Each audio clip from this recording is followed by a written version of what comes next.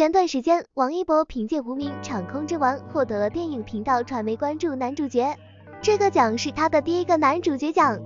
7天后，王一博便将自己的代表作由《陈情令》改成了《无名场空之王》。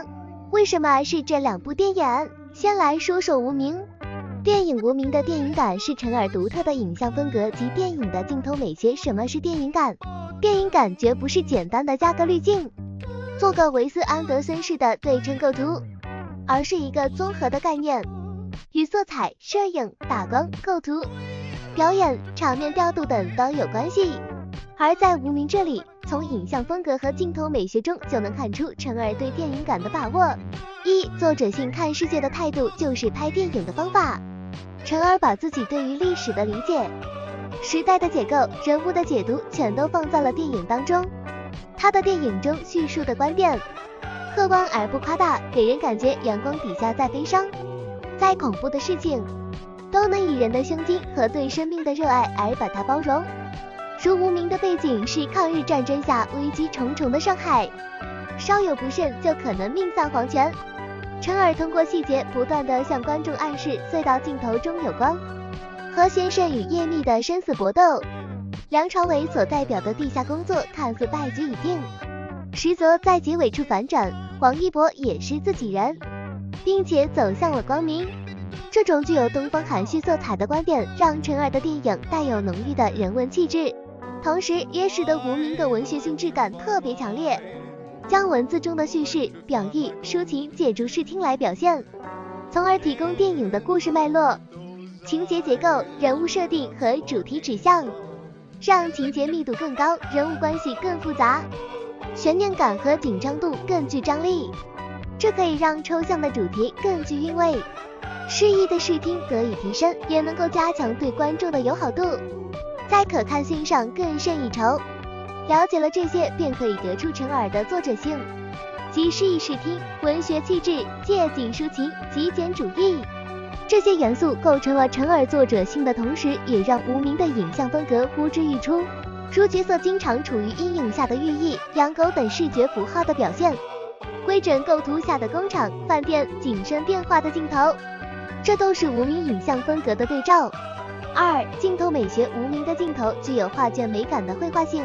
影片开头是梁朝伟低头不语，结尾处是梁朝伟望向镜头，同样不言不语。这种开始与结束方式向画卷渐渐展开闭合，首尾呼应，故事完了，观众与角色都得到了希望。在这幅画打开闭合的过程中，陈耳还让观众看到了画的样子，即透过镜头所传递的哲理、人性和意趣。那么陈耳是怎样让抽象的镜头美感变得具体、直观，又让目不暇接的镜头增强了观众的想象和回味？是重塑场景氛围的韵律之美，让画面在视觉上是美的享受；是剧作结构上情节曲折的张力，增强了观众的代入感，吸引了观众的注意力，让观众在享受画面美感的时候，也能够感受到画面的内涵，而非空洞的唯美主义。是丰富深化关系，精心设计场面调度，善用剪辑技巧，让镜头留有写意的笔触和遐想的空间。这就是《无名》的电影感，不是简简单单的三言两语，而是需要静下心来的拉片分析。不过好电影不怕被扒细节，因为经得起时间的沉淀。再来谈谈《长空之王》的技术型叙事跟生动细致的人物刻画。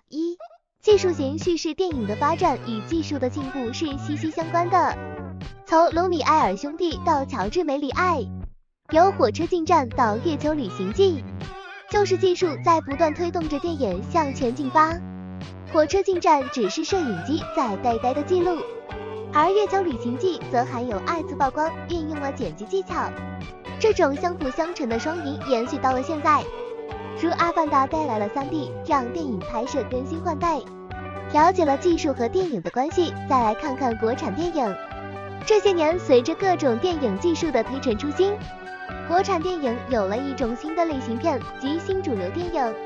换句话说，就是主流题材与商业制作结合，主流题材就是主旋律，商业制作就是把其他已经成熟的商业元素融入到主旋律当中，如动作加主旋律的《战狼2》、红海行动、湄公河行动，喜剧加主旋律的《我和我的家乡》、我和我的祖国等。这些电影都是主旋律是叙事主体，其他元素是叙事框架，借用成熟的电影技术，像动作片里的场面设计、喜剧片里的拍摄手法，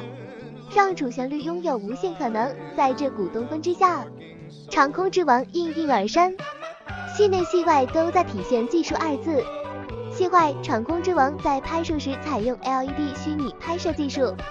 结合实时影像、渲染等，创造出真实可信的空天场景，让观众在视效上有身临其境之感，也让节奏极快的2场空战、凶险十分的几次试飞变得精彩纷呈。戏内，长空之王的主角虽然是试飞员，但核心是航空工业技术的突破，以技术为叙事主体，讲述扬眉吐气、大国风范的故事。如影片开头是3代机打4代机，中间是前赴后继的试飞员们冒着生命危险以身作则，最后是泰山发动机研发成功，有了打得一拳开，免得百拳来的结尾。这就是技术型叙事，看起来像是现在的东西，但一直是电影的初心，这才是电影该有的样子。2. 生动细致的人物刻画。一部的好的电影不仅仅有好的故事，还得有立体的角色，这才能让观众喜欢的同时为角色魅力所吸引。在长空之王的形象中，雷雨、老张、邓放都经过了不同程度的历练，才有舍身取义的成长。